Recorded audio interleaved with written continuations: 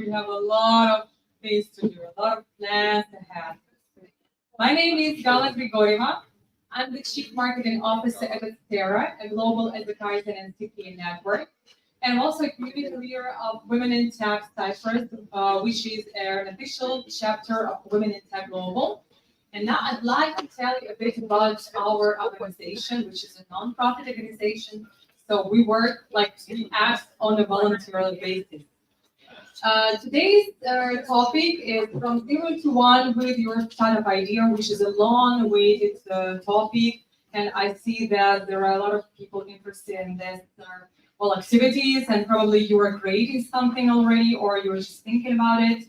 Well, let's see, and I hope that it will actually help you, and you will get some insight. So, speaking about Women in Tech Global, our vision, a world where women and girls thrive in STEM, shaping the future, shopping, okay, something, business timing, I think, shaping the future of technology with confidence and excellence. And our mission is to empower 5 million women and girls in STEM by 2030 through impactful action in 4 core areas: education, business, digital inclusion, and advocacy. So we build skills and confidence, ensuring women are primed for success in the ever-evolving tech landscape. And Women in Tech Cyprus is an international community based in Cyprus. So it's an international community of women in tech, and we're happy to see women from all over the world here. It's really cool. And we are here to create a safe and supporting space and environment to empower each other, to learn from one another, to share our experiences, our expertise, and to get inspired. So here are some numbers, but the main number is that we have, I think, 40, not even 45, but 48 chapters already, and about 200,000 people acting on a volunteer basis. So it's a global movement of 48 countries, and it's growing from year to year. And in 2023, it has grown by 37%. They will have, the global team will organize a global summit in Paris in May. So if you would like to join women from all over the world, you can get more information on our website about this event. But what's more important is the community platform called WITH.com. Here you can find contacts from all over the world. So you can network with women in tech from different countries. You can place your CV and look for some job opportunities.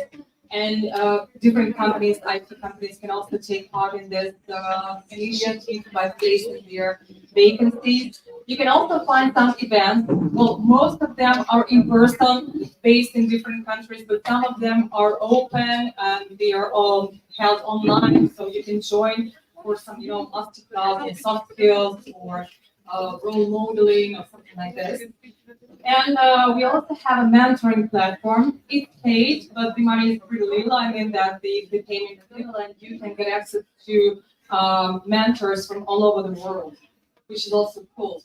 And here you can find also some executive programs. And as I said, you can also find a chapter of Women in Tech Cyprus and join it, so that to stay tuned about our further events, our videos and photos, and some exclusive perks.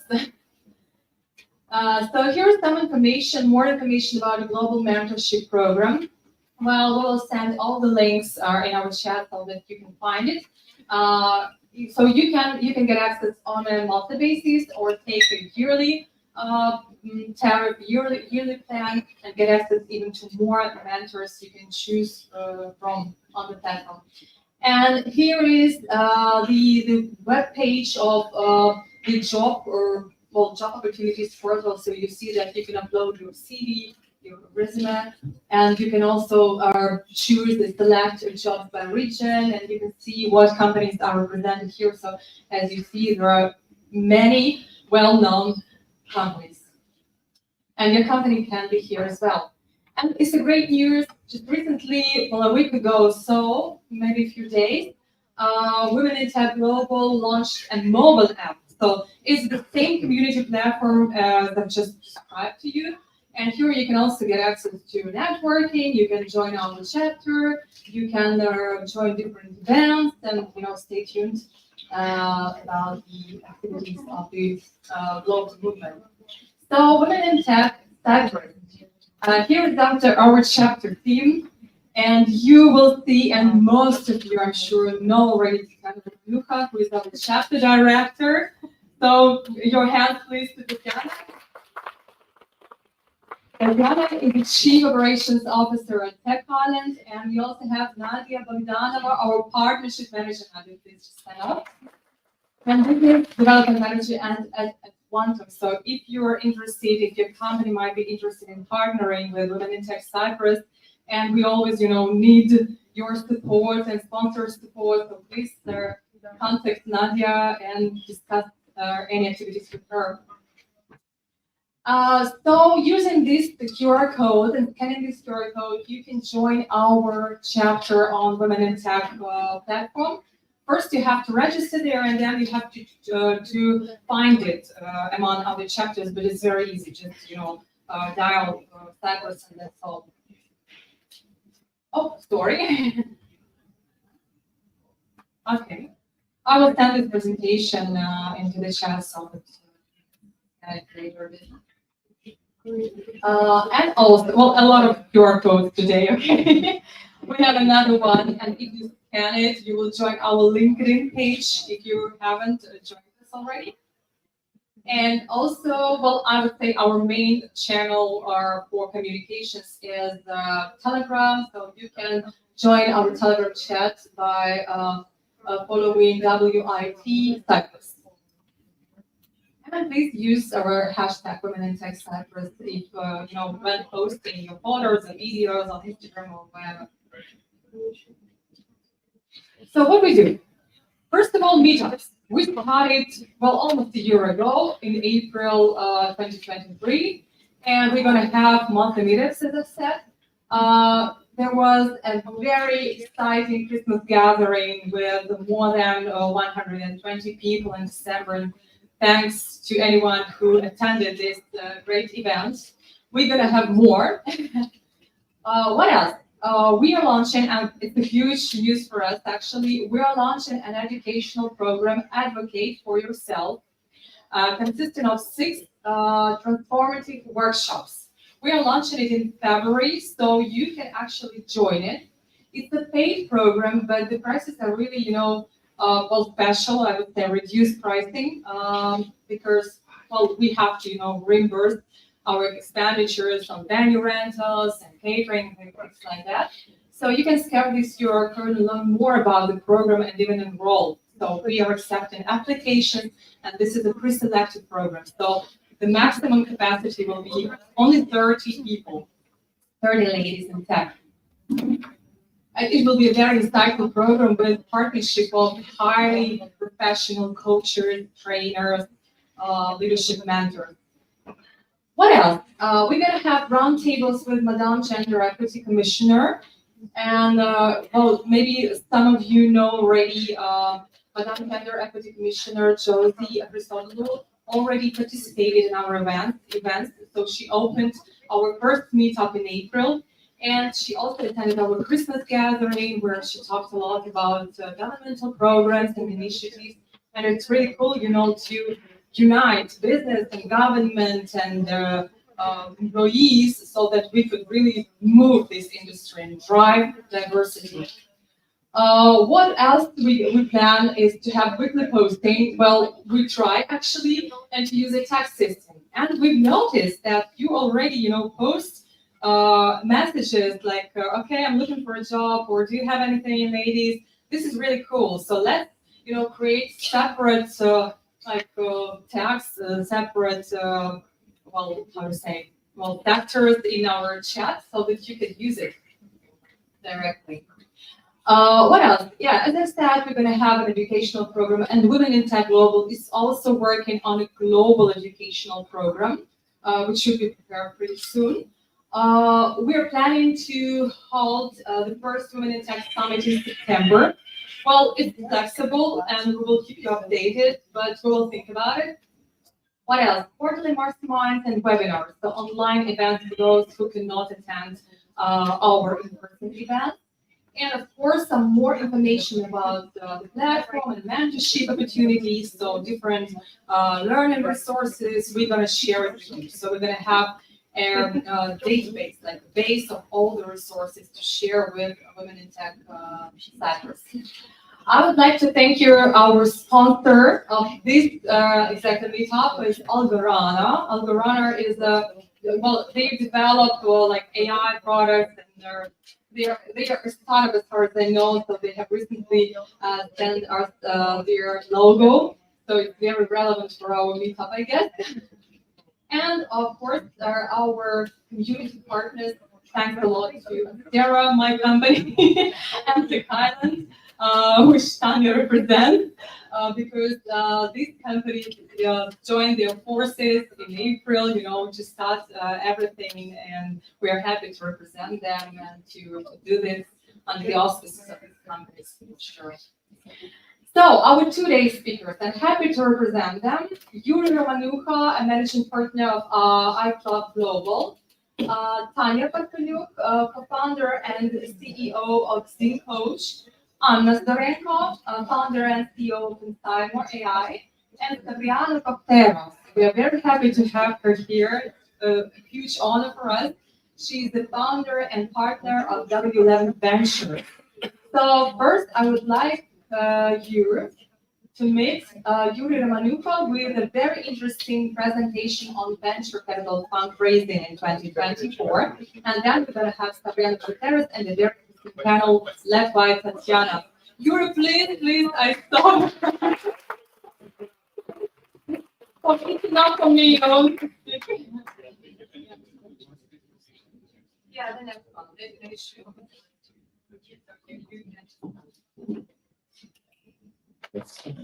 Okay, so welcome everyone. It will be my first event when I will be joined as a speaker. So I glad that I have this chance. Yeah, and of course I see a lot of great people around it. Definitely did a great job because we have only one option to proceed with the same idea, to have more founders, more investors that have female-driven ideas that definitely have a lot of potential right now. And today I will share some ideas and facts and examples how it already works, and why it's very important right now to thinking about something to start. Of course, start with maybe idea with a great co-founder that you can meet today on this event, maybe have a chat and then it will eventually come up to the idea of fundraising. So the future is female. It's an idea that's definitely it's have a lot of flexibility in terms of how you can interpret it and how you can make it in terms of real examples. And today my story will be about real examples. And the funny story that I have my daughter today, Natalie, she is an example for the future that's female. Yeah, thank you so much. And the funny story that I chat today with my daughter and asked her, what do you think my job is about? She's thinking that you have a lot of calls, you have a lot of meetings, you're doing crazy conversation about the business. I don't understand what it's all about, but maybe that's how the future starts. You've seen the examples, some models, some ideas, and eventually you find out your way to the great path of your example. A little bit about myself. So back in the days, I started with the idea of venture capital. It was simple with one book. It's called venture capital from the creators of the Techstars Boston. It was an amazing book because it has a lot of examples, real cases, how it works, etc. Then I come up to the idea to spend my money to go to the Berkeley University and educate myself properly about this topic, because I feel that's how the future looks like. That's something that I really want to belong.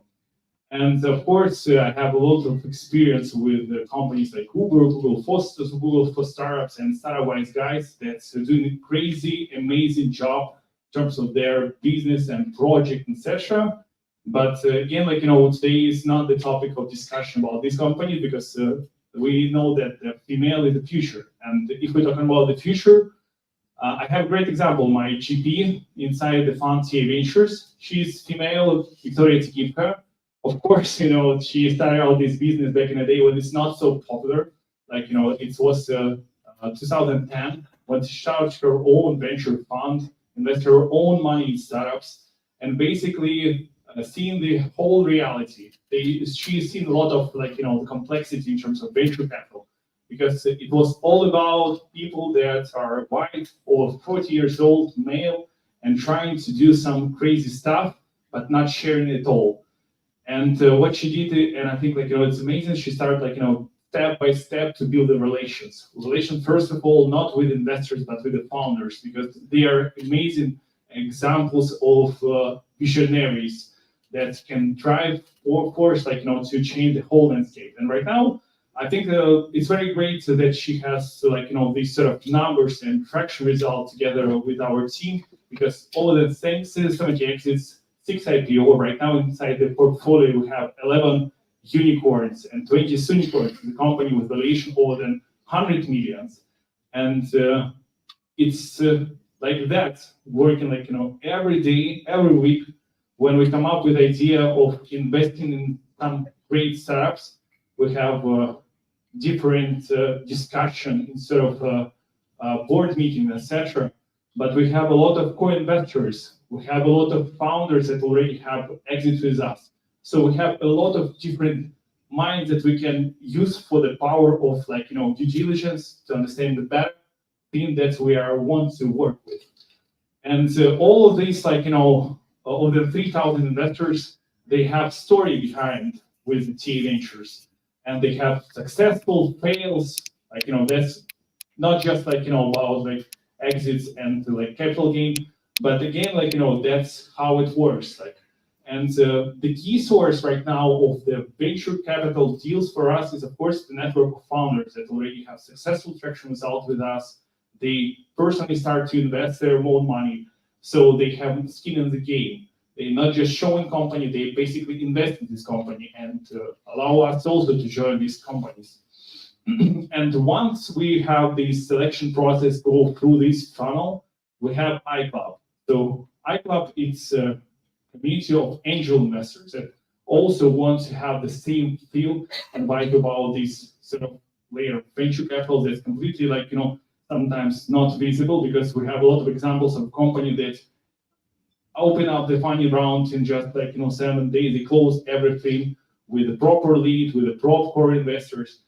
And of course, for ICLUB, we've shown these sort of deals that have a lot of exposure, potential, and they are great examples of female-driven idea with STEM, etc. Company that generate great products, great results, EBITDA, they become profitable. And I will show you today some examples as well.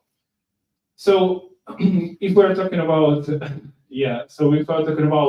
our ICLUB community, what is that all about? So we have more than 1,000 members. We have more than 40 countries right now of our co-investors, it's mostly Europe, Central Asia, Asia, and of course we have more than 80 investments. And right now we have 8 exits, not 7 exits, but 8 exits that we have already listed, and generate a lot of returns to our investors. And of course we have right now potentially 2 upcoming great exits.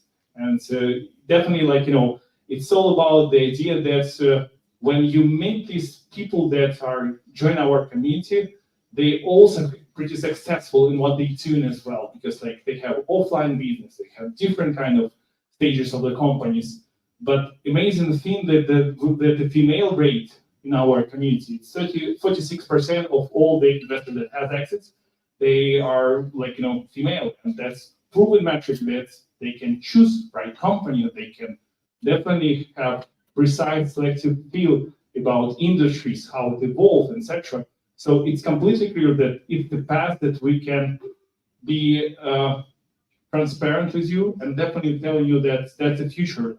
That sometimes, like, our investors, like when I ask them about how they choose in the company, they telling me, like, a lot of great insights about their feeling on the specific topics, specific industry, specific founders. And of course, my feel about that's we will see a lot of great example as well, maybe even in a few years in Cyprus that we will see next unicorns, next companies that go in public as well, because there is a lot of potentials.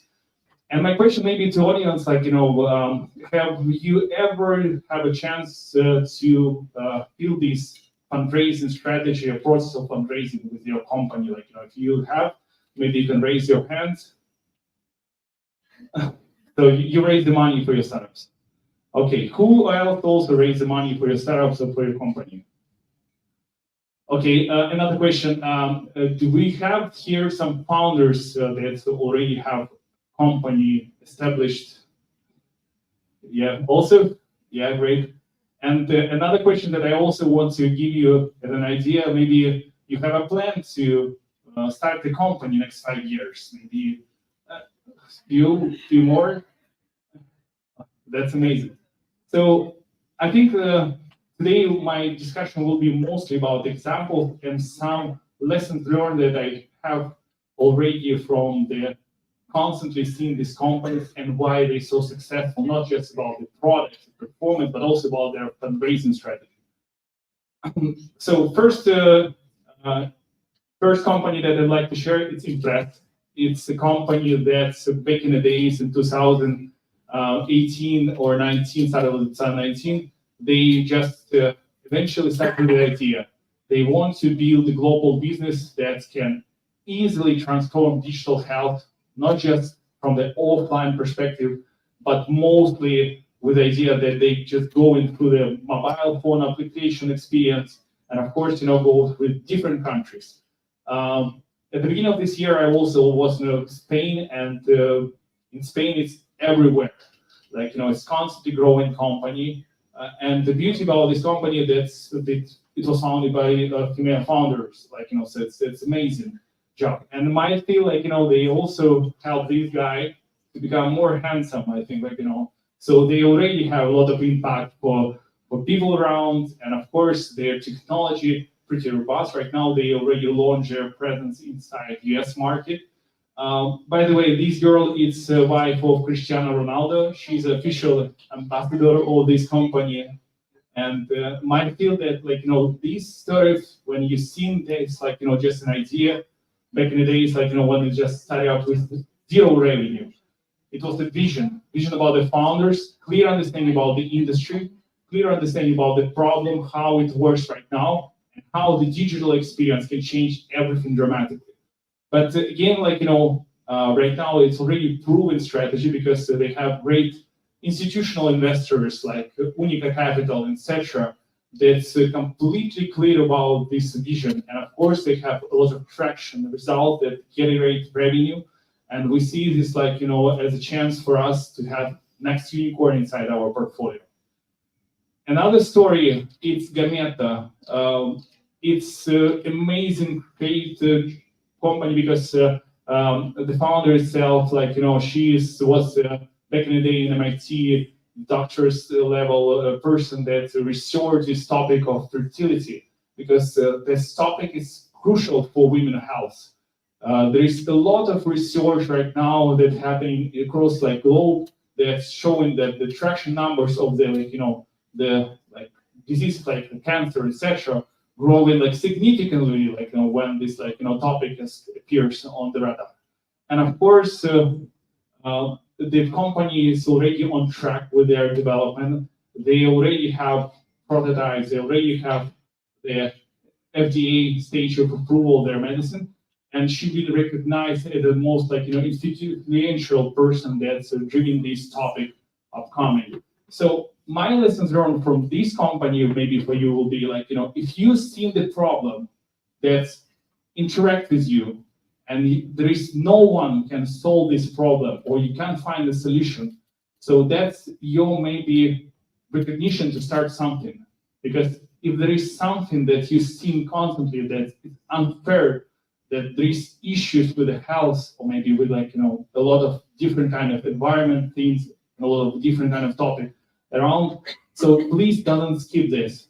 That's maybe your chance to start something amazing. Of course, it's question about the founders and etc. But it's also your responsibility to doesn't pass through the condition that doesn't solve. And sometimes, especially with biotech companies like that, it was not completely clear how it can be solved. But right now, with the reality of the digital health growth, with the biotech trends, because of the COVID-19 era, when we have a lot of funds, etc., and in the end, it's all of these development changed dramatically whole the medicine and landscape. So we've seen that these companies like Meta using AI, etc., will change the whole medical system as well. So that's a great reality. So definitely, I want to tell you that you need to check this company, because also the founder right now, she decided to pass this pre-approved her product testing through her own body. So that's me, she completely trusted her own development, her own idea. So she's the first who will be tested as human for her own body of her product. So that's amazing. Another company, it's definitely my love mark story, because it's not just about co-investors that we have in this company, because we have Ashley Graham, the number one plus size model globally, who invests in this company with us. We invest in this company a bit early, but this company is growing significantly. And the beauty about this company that they achieved a lot of recognition, because they eco-friendly, environment-friendly, of course, especially made product for the kids, and of course, anti-allergy, everything, And this company is growing also rapidly.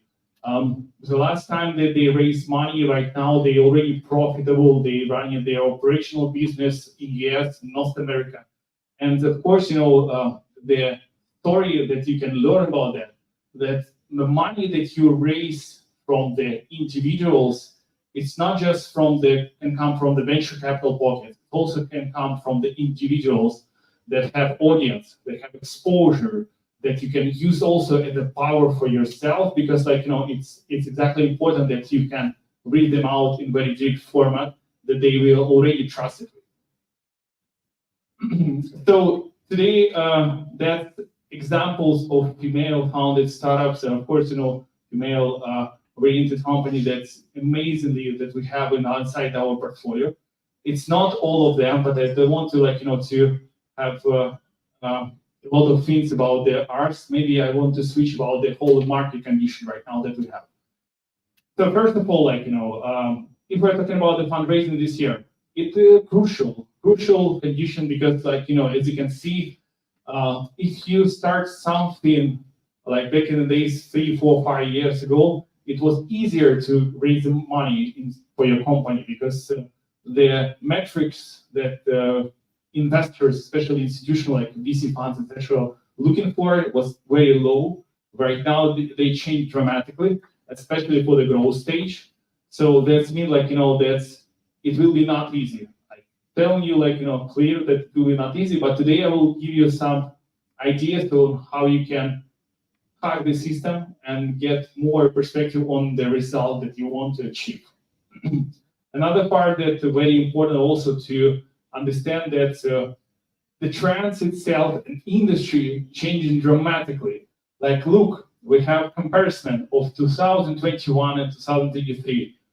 Of course, stocks have the same size and level, in terms of investment, etc. So it's still interesting, because SaaS is eating the world still. We've seen how our life changing dramatically with the software inside our phone, with the software that our company is using. Everyone feel that AI is still a big thing, investing a lot of money in this direction. So it's go all inside these sort of players. But look, what you can also recognize that, for example, companies that has a fintech layer, that's still great that they have accomplished with a great result, but not so successful. And the explanation is simple because the market density of products already reached the layer of growth that no one able to show this exponential growth rapidly. We have everyone already application side our phone for banking. We have everyone in the side transportation application side our pocket. So acquisition of new audience will be complex for the fintech completely right now, and the new technologies and ideas will be also very dramatically complex to show this traction for the investors. So that's the reality. Also, it's very important to understand that the consumer space it's still look the same. Of course, there is a lot of impact through the inflation, etc. But that doesn't mean that we at the potential audience of this product and services still are not looking for something new. We're still considering something that can, for example, save our money, generate some, of course, efficiency for us, and that's still continuously evolve through this year. And the next year will be look like more the same for sure. If we are talking about down rounds, I don't know, if you're familiar or not, but once the company is raising first money, they need to probably raise a second funding round if they are not profitable. So that's the reality that we see right now in terms of how many companies decide to shrink their valuation in terms of caps, in terms of size of the funds, etc. So reality is the following. So crypto, it's the first company listed. That's 30% of this company funding round that we see last year was completely about shrinking the valuation. And of course, answering the question why so, it's basically also simple because the growth stage is hard. It's very difficult, especially for the company that doesn't reach profitability, that doesn't show in the traction result in terms of growth, that doesn't allow to leverage the gap in terms of acquisition and of course customer retention, etc. So my feeling that we will be still in a similar condition because right now, of course, there is a lot of money on the market. There is still yet a lot of VC funds that have great and amazing money on their pocket. But what we will see this year that we will see less unicorns years on the radar. Maybe some of the huge names that and familiar with this, maybe they will fill up the bankruptcy because in my opinion, it's the reality that we see right now, specifically this year, it's already different. And the market condition and the behavior of the customers is different because we think a lot of changes, not just with the war agenda, but also with the idea of AI, etc. So even the growth stage company, it's very, very complex for them to adopt. So my feeling about that is simple, that the new company, the new venture ideas and startups will have more attention, they have more potential to grow because they can and willing to adapt very fast with AI. So please pay attention for that reason. But these numbers, it's mostly for the growth stage, for the company that for example already exceed the Series B, D, C. So that's the reality for them. Another topic that I would like to highlight that's also proven metric that coming from the open source information that we have shrinking the size of the venture investment. For the last year, it's around 60% that's company raised through the funding round. But the good news, the institutional investors, big one, like BlackRock, etc., they updated everyone about their willingness to invest this year. And why so? It's simple because we have a bottom line of the market. We see that this company that WeWork doesn't work in terms of profitability, doesn't work in terms of reality how they can earn money to investors. But again, that doesn't mean that's the signal, great signal for the people that have the money to invest because when you invest on the bottom market, you are investing with a great profitability. Of course, you will see a lot of chance to have a returns, to have a great exits, and of course, multipliers for your investment. So if we are talking about also fund, it's very important for you, like especially for those who are planning to start their own companies for years. So I'm asking you, please, like, thinking about your idea only maybe already today or this week or this month, because in 5 years, something will change dramatically. Like, condition can change dramatically, and it will be differently environment for your execution. So in my opinion, right now, it's amazing chance, but avoid, like, maybe it's really not right to communicate, but avoid firsthand to communicate with venture capital funds. Because what I also see right now, there is a lot of zombie VCs that invest actively on the hyped market. Like you see, like this 2021. So they distribute a lot of capital from their funds.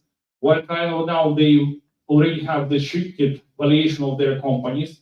Maybe they have like great portfolio with the names, but doesn't mean that they can show the traction numbers, like in terms of IRR, showing something for investors.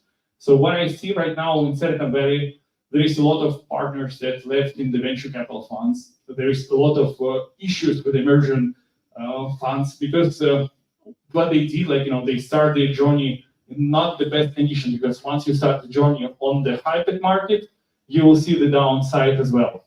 It doesn't mean that the market will recover, but right now, like, it's a great option for everyone to think about their ideas, because you are starting in a great market condition that's fair enough to do something great. And of course, you have a lot of technologies around that you can use for, like ChatGPT, etc. All of that, like, ChatGPT marketplace, etc. All of that can be used for the purpose. Like in 2021, there was nothing like that at all.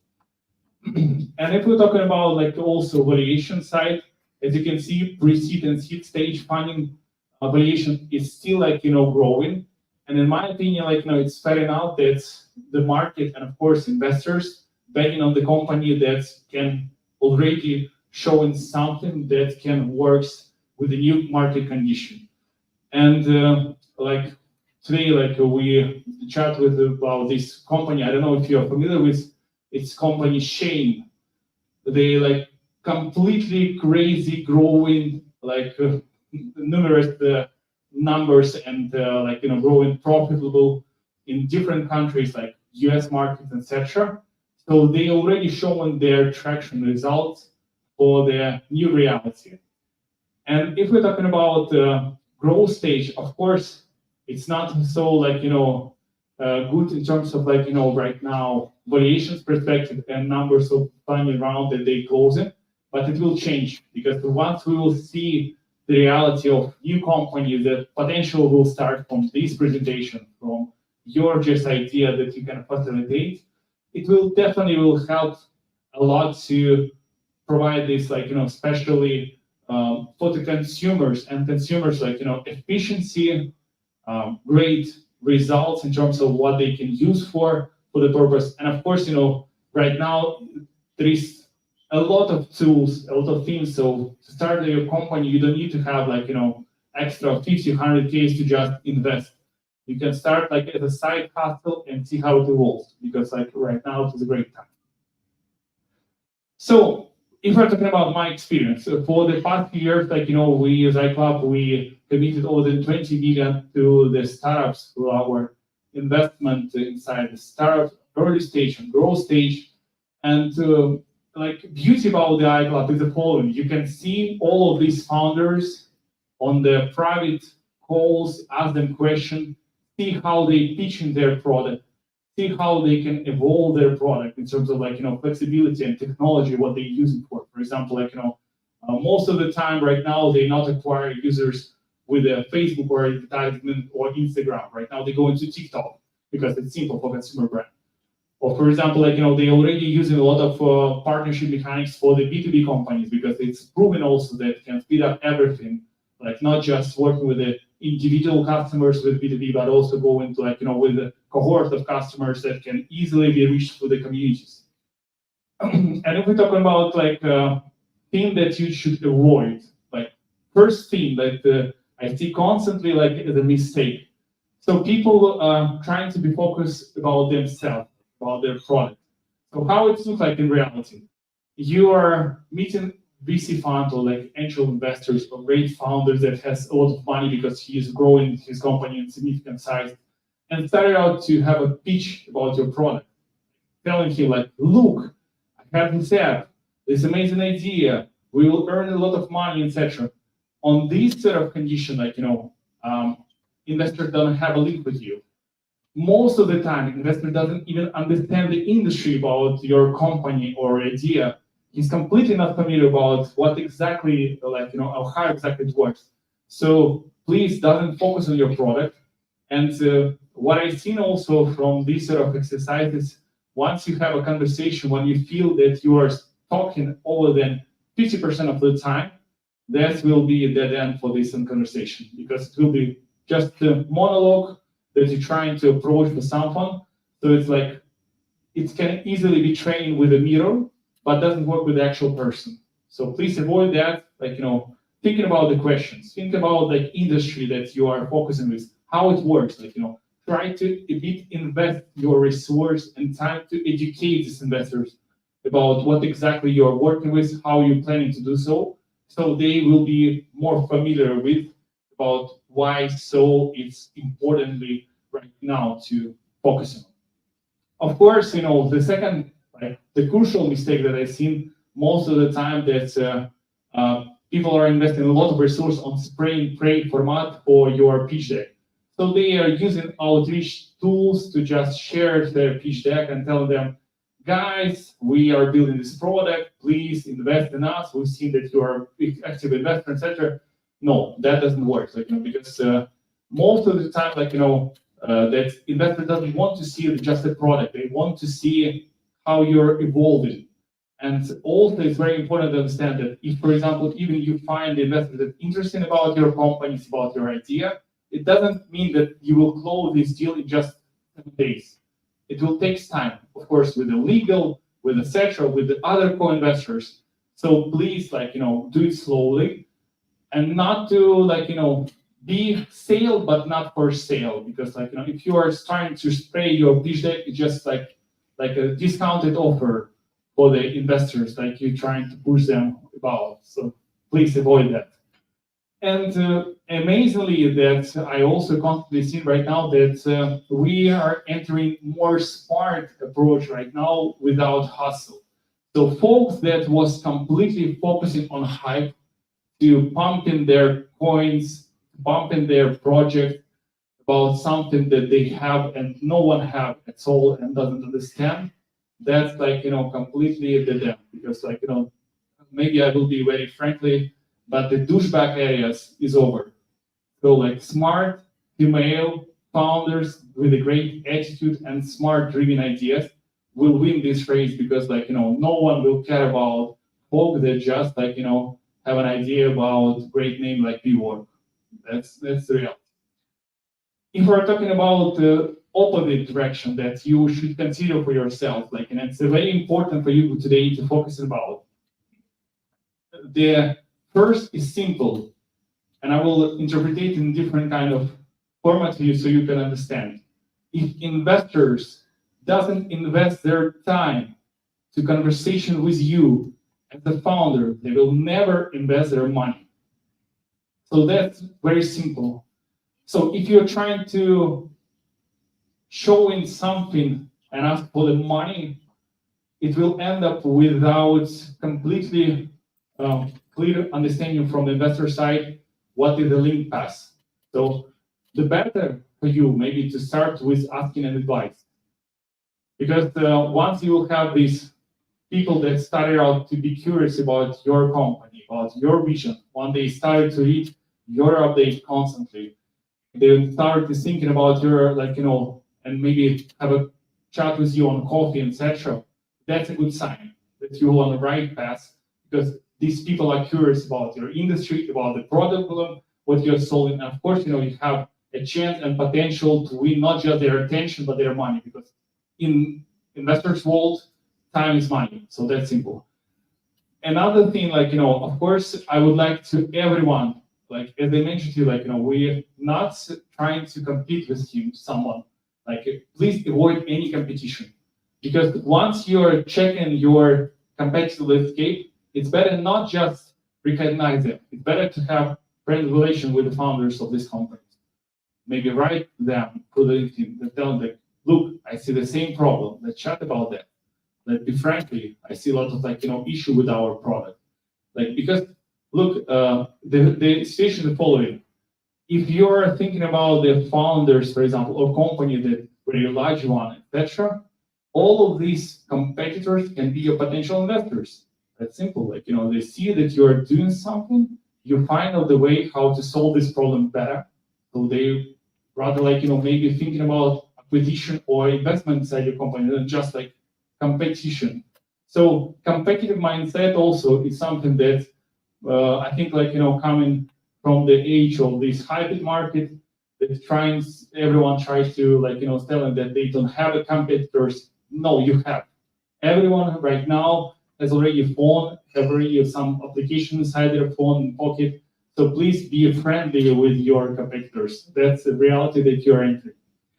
And of course, you should thinking about the thing that at the beginning of your venture process for the fundraising, expertise is very important.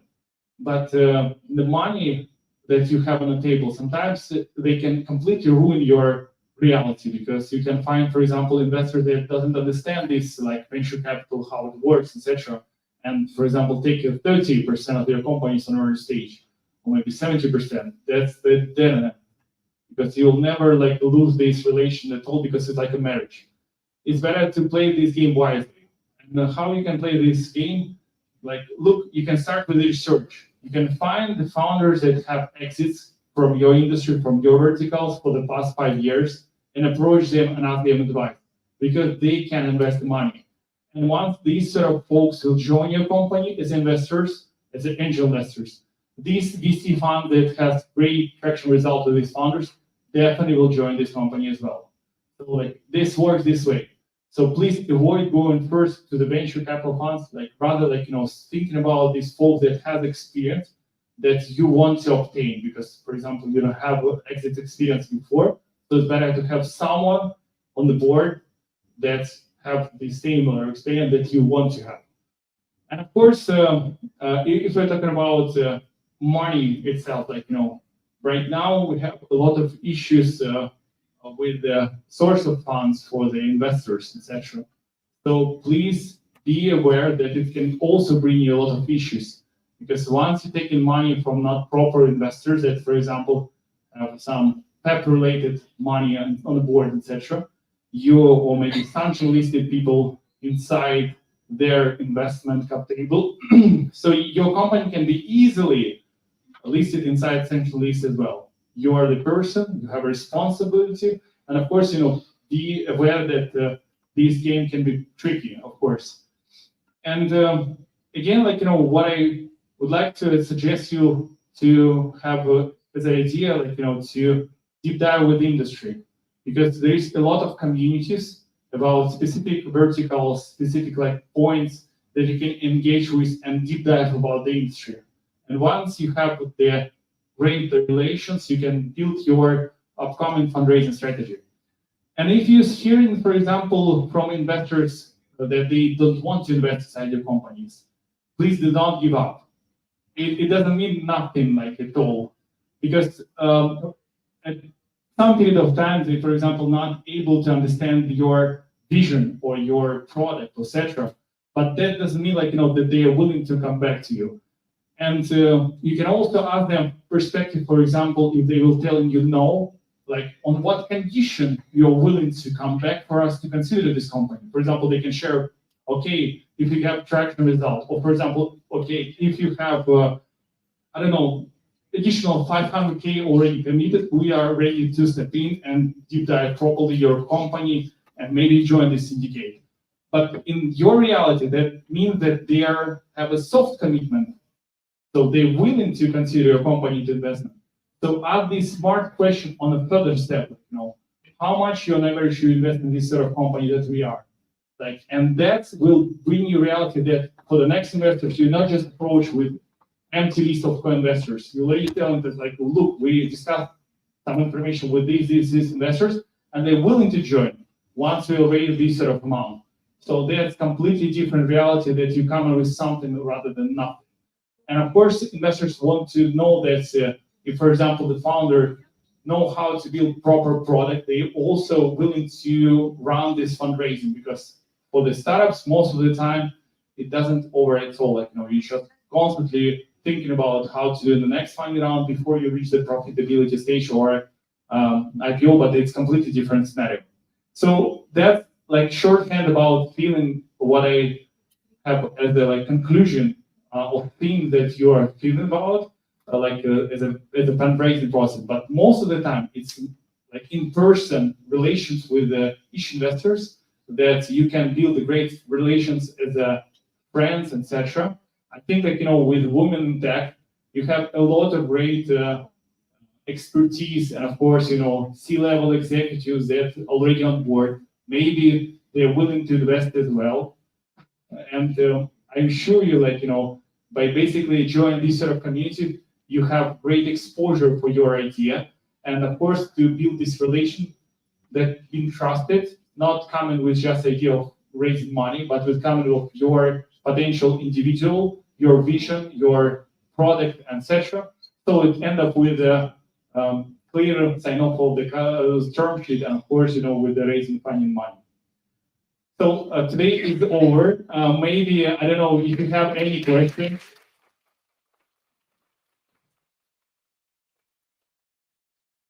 Any questions to Yuriy?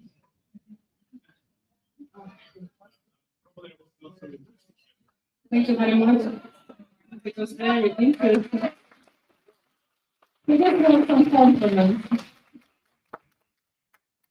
Okay, we will have our next speaker, then we'll have a short break, and we will have the panel discussions with our women entrepreneurs.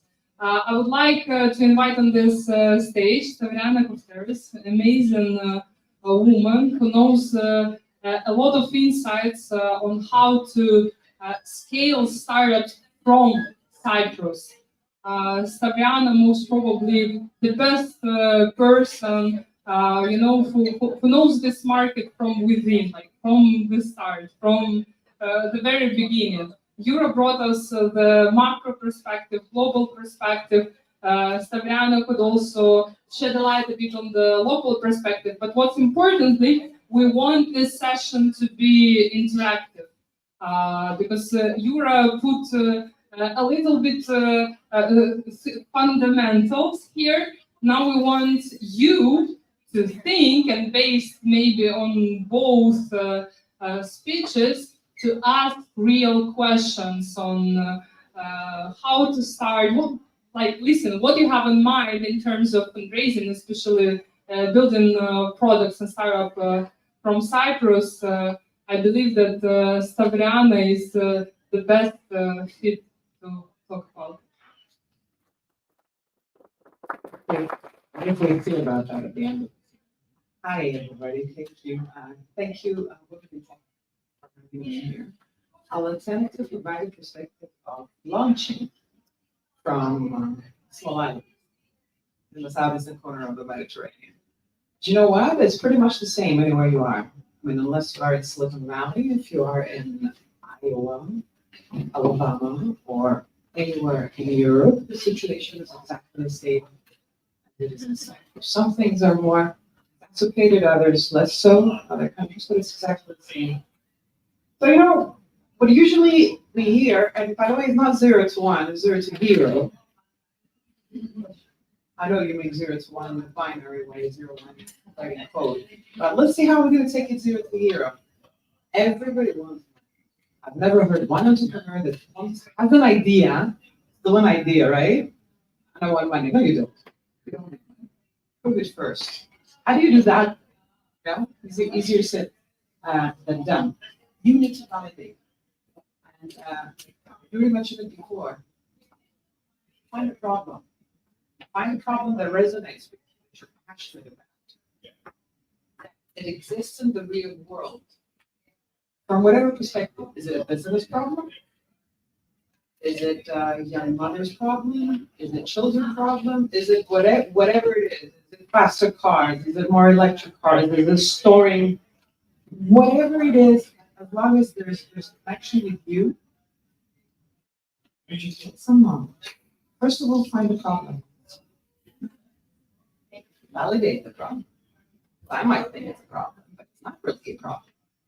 I bitch about it every day, excuse my French, but it's not a problem. If it's not a problem, it means it does not have a market. So you need to figure out, is this problem that I think is a problem is actually a problem, and for how many is it a problem? And I have a market. Okay, so maybe this is what I'm talking about, a solution. See what's happening. If nobody else is doing anything to solve that problem, not a problem. Nothing. If somebody else is trying, or more than one, 10 companies are trying to solve the problem. Good news. Yes, you have competition, but it's amazing news. That's market validation. You have a market, right? Very good news.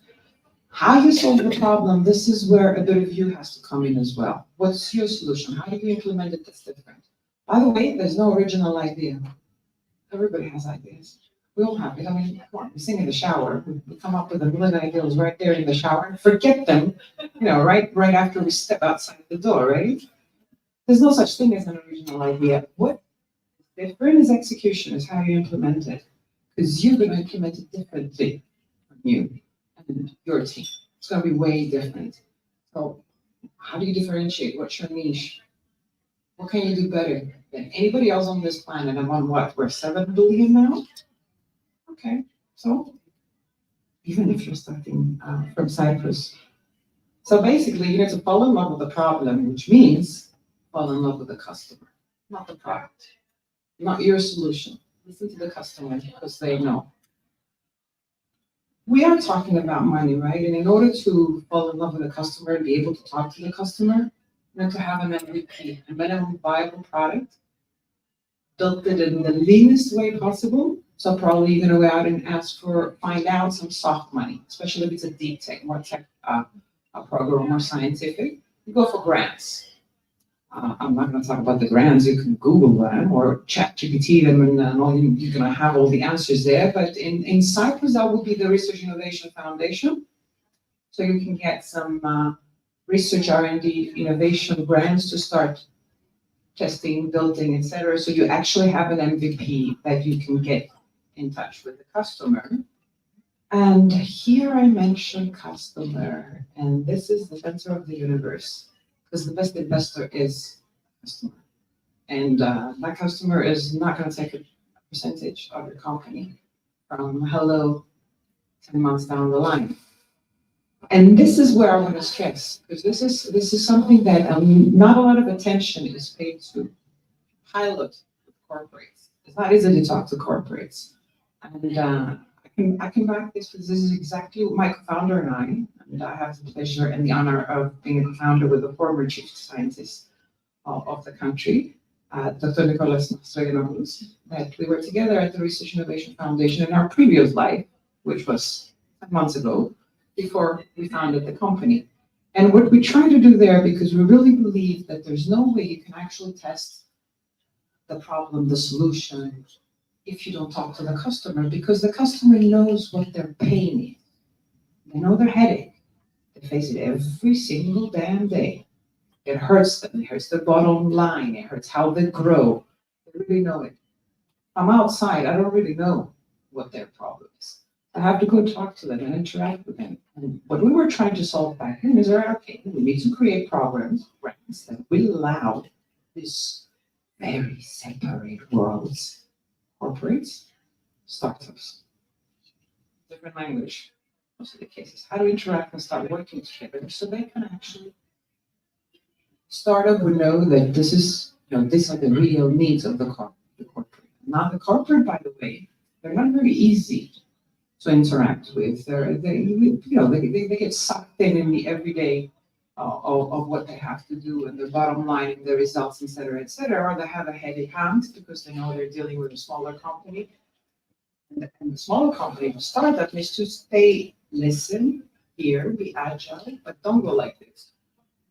Because you're not going to have a scaling company after that. So that's a relation that needs to be treasured respected from both sides. So start soft with grants. And that's how we developed back then, co-develop. Now, fast forward, we left that part of it and we decided, all right, we have a vision here. Let's start making meaning and doing it on the private sector. And that's exactly what we do, and we call it the corporate innovation flagging model. Because you need somebody, you need a translator in the middle to bring these two worlds together. So that startups talking to corporates and cooperating with them, and the corporates trust little companies that, probably younger women or men or whatever, to provide a solution to something that hurts their bottom line. It's a huge trust for them to give, and they're betting not only their money. It's not if it's something costs 1,000 euros a month or 100K, right? It's whether they trust you to give the information. For you, it's a lifeline because you validate. And through this journey and talking with corporates, what a startup will benefit from is that you have an absolutely validated product. Better if it's through a paid pilot, and even better if you actually sold the product to the startup, to the corporate. They have validation. Customers vote with their money. And the only way they're going to give up their money is if they like the product because it solves the problem, it solves the pain, not nice to have kind of product. So, and it's also, most of the time is not paid so much attention, especially in our part of the world, because you don't see a lot of M&A. You don't see a lot of mergers and acquisition in our part of the world. In some cases, if you are in life sciences, for example, health tech, etc., it's the most viable or the only exit strategy that we have versus an IPO. Not a lot of IPOs in Europe. We have a very strong, very small capital markets, and unless we actually have a capital markets union and have a really huge stock exchange, we're not going to see IPO the size of the US. Even the stock exchange of London is a small stock exchange, so we're not going to see the crazy valuations. That's why you see that ticket sizes and the round sizes in euros are a lot smaller than the US. Because valuation kind of drives, because investors always get in to get out, and they want to get out at a higher valuation because it means they made a profit. And these are things that you can Google all of this, by the way, educate yourself. There's a lot of free material out there, and talk to people as well. So you learn this and it becomes second nature. So you know what the process is, and you decide what the vision and the strategy of your company is. But none of it matters if there's no product market fit, if you don't talk to your customer, it's not validated. That's where it matters. And talking to corporates, especially if you're, obviously, I'm talking about B2B SaaS, and these are usually the highest valued startup. Unless, I don't know, you are crazy lifestyle startup, but for them, usually to succeed, they come from a well-capitalized market that can raise a lot and burn it on marketing, which is not really your everyday situation. Now you're going to tell me why all the rest is your everyday situation. No, you're right, it's not. But, nothing's easy. Everything is hard, especially in business. So choose your heart, basically. Just as I'd like to make a small point, because I do agree with Yuriy, what he said about good advisors. Usually advisors are other entrepreneurs that have done it, so they know the process. Yes, your seemingly competitors are good advisors as well, because they're going exactly through the same process. But at the same time, and capital raising investment from investors at whatever stage, even angels, or even, your mom or pop, the three Fs, the friends, family, and fools in the beginning. Talking to corporates, talking to potential customers, it's people's game. It's a reference game. So build relations, follow up on relations. Don't demand their time. They're very busy.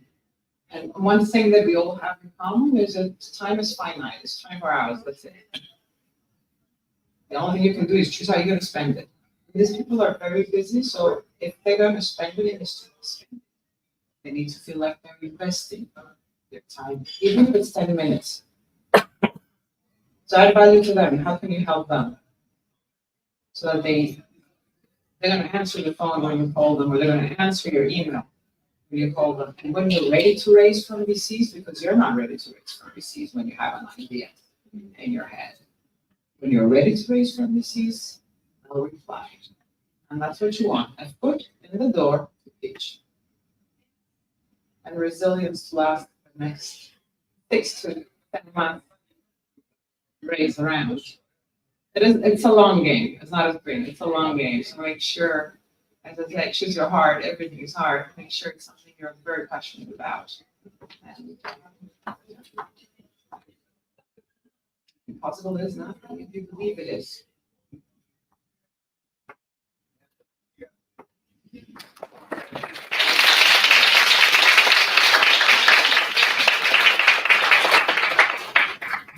Any questions? If no questions, I will start. I see that we have one audience, so someone should start. I'm from Ukraine, and Ukraine is the small market. I mean, for B2C startups, and there are not many big international corporations which actually could do, let's say, corporate innovation or even speak with the B2B companies. And I saw, as my background is also from venture capital. Hold it there, because you said there are not a lot of big corporates that do innovation. Fantastic. The startup can do it for them. That's the innovation platform. Yes, exactly. So a lot of Ukrainian companies tested their product and used, let's say, the small market as advantage to make a sandbox, to find this product fit, the validation which you are talking about. So do you think that Cyprus could be the same sandbox, and for which industries, from your point of view, it could be, let's say, the sandbox? Obviously, absolutely yes. Because it's really small. Always outward looking, because we've been small for the last years. Now industries is like, look at your backyard. Who's here? Look at Tech Island. It's growing. A lot of tech companies are coming here, but you know how to text your SaaS if you're in SaaS in B2B, for example. Tourism, hospitality. Look at the industries that are strong, but not just Cyprus. All right, what's next door? It's Greece, it's Lebanon, it's Israel, it's Middle East. Look what's happening there. What can we offer? Because usually, with minor alterations, it's exactly the same solutions. It is Yeah, I would I'm bring not going my to talk about AI, because you know how the joke goes. If you put your name .ai behind your company and register that domain, you just increase your valuation. Everybody's talking about AI, but it's a tool. By the way, we have our 2 women entrepreneurs who are in AI space. Yeah.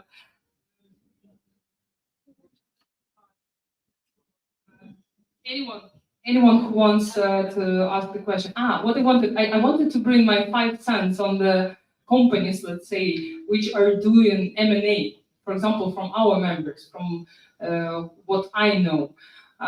There are a lot of companies acquiring gaming, so video gaming companies here, and they are looking for, let's say, interest in companies because they are increasing, let's say, their products and services within the company.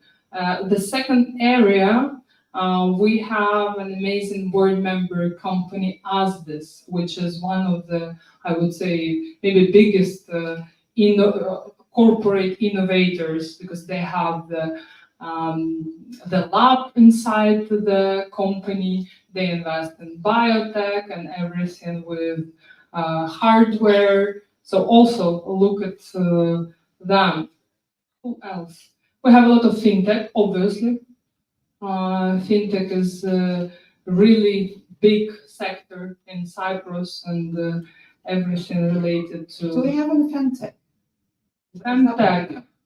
We have the company. No, by the way, I haven't met Femtech because I was thinking. No idea. Yeah, I was thinking about the startup which won Techisland Award startup category, and it's also let's say one of the ladies who won Forbes Women in Tech, but she's in biotech, and Asbis also invested in her startup. Yeah, you remember? Don't remember the name. Panis, do you remember the name of it? Mariana. Mariana, yeah. ICLUB. Yes, But we have yeah. fintech. Actually, fintech is the biggest industry. We have the biggest startups. We have a lot of startups fintech. Yes, fintech, yes. But Actually, if you go to the Tech Island, the platform that you created, the Tech yes, Island. Cyprus, yeah, we have created on the deal room. Yeah. We have created There- Cyprus Tech Ecosystem App, and There, if you list the companies, you actually identify what industries Cyprus need to focus. yes, Fintech yes, gaming, true. fintech gaming, edtech, AI. You'll find actually, yeah, if you list there. Something else I want to add, and just to finish, is correct, very correct, all the Yuriy and Stavriana told. But I would suggest 3 tools for you, and I will add it also in the Telegram that you have. Is this FI Startup Glossary, fi.go. Actually, Stavriana was one of the chapter founders of the Founder Institute back on the days. It's good to know the glossary because Stavriana mentioned a Thank lot you of. for pointing out my age. You are young. Don't worry. And it's good to read that glossary because Stavriana mentioned a lot of keywords and lingo. So also is the SOSV VC lingo. It's a lingo about venture capitalists. Again, you will identify a lot of stuff there. And the Y Combinator Startup School playlist. There you will find a lot of material if you want to build your startup and especially launch it in the US. That's it. Thank you. Thank you, Panis. Can I make a question as a part of the company? Can you please? Just to clarify, I mean, Cyprus is a small island. You said before, we know better. Corporates have 2 struggles. One, becoming more competitive is one thing. Like startups, they want to become more competitive by introducing innovative products, right? Similarly, corporates want to become more competitive. And also, they are in need, in everyday need, to fix their operations. So cost and operations is a heavy bottleneck. You saw before that SaaS model is one on top of the list with regards to investments by VCs. Why this segment is not small is on corporate services. So one thing that corporates trust at the beginning is their lawyers and corporate advisors. So if now they want to change their formula and introduce a new service to them, actually they should bring the 2 closer together in order to provide new technologies and create competitiveness. And obviously there are role models, small, low-hanging fruits. I mean, a startup shouldn't produce something very complex. Eventually you will die because can be translated easily. So these low-hanging fruits that are your products are also very much in need by corporates. And when you plug these, you provide a client to the startup, increase your valuation, obviously by having 1 client. It's better to have 1 client than a small ticket. And that really counts to investors. So as Yuriy said, funding later, expertise first. So in similar fashion, I believe Cyprus is huge because we have a lot of companies that in a pan-European level, not only, that have been advised by our legal firms and our corporate services. So the juice is here. You just have to have the people that will open the doors and create that linkage with the 2. When you have the linkage, then believe me, you will test it sooner than later. A lot of startups, they said, okay, I will prepare everything and then I will move into the market in order to, pitch my product. But eventually you see most of them that they go back to the blackboard. That means that if you do that soon enough, and you don't do it when you're on the stage, when you're on the stage, you have one. When you go to the stage, you have many. So by doing so, we have validating model, we can increase the investability of the company, and hopefully we can introduce the ecosystem as an efficient tool for competitiveness and creating new economies of scale. So that's it. Thank you. I think that there was a question. Question.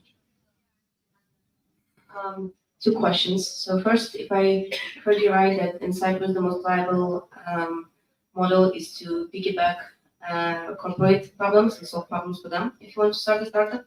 Because in my experience, or was my impression, that because Cyprus is small, and whenever you go out actually talk to people, it takes a lot of time to validate statistically significant audience for your product. Is that so or not? Because also given that That's what the product is. If you're selling it to a corporate, you need to talk to corporates.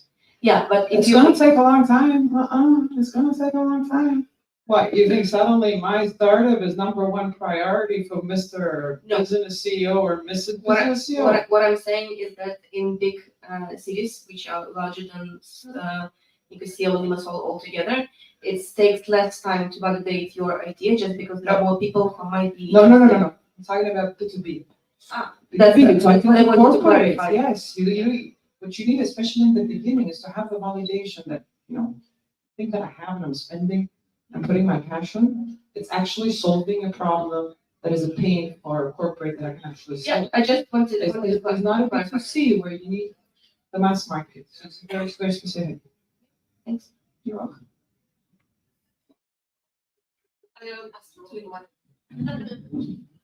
But do you think that Cyprus is relevant for B2C startups?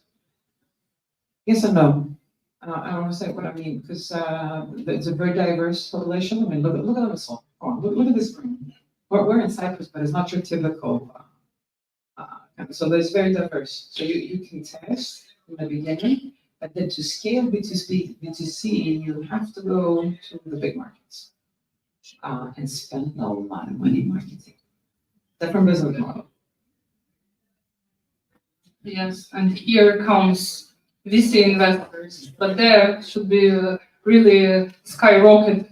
Actually, we will have Tanya with B2C. You said here comes company. VC investors, and I see that Yeah. little doggy walking in. So